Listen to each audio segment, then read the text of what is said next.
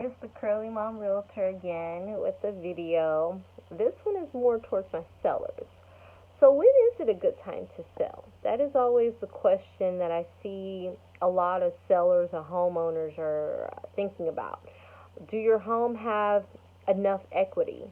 That is a good question if you think it's a good time to sell.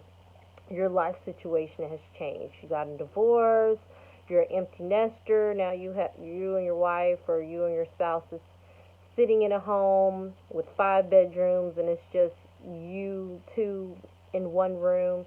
You might consider like, okay, we need to get something smaller that we can afford now that we're retired or we no longer have children in the home. That's a good time. Seller's market, that's usually a good time. There's not much inventory, so that will be good where you don't have to compete up against a lot of other sellers. I was reading that the most nationwide time to sell is end of spring, like May, early summer. But some of them says they go through July. That's usually the best time to sell. And also just think about what's going on in the market. Is interest rates low? If the interest rates are low right now, that might entice more buyers to want to jump on buying a home. So there's many different factors of thinking of when it is a good time to sell. I always tell my clients, this really depends on your personal needs.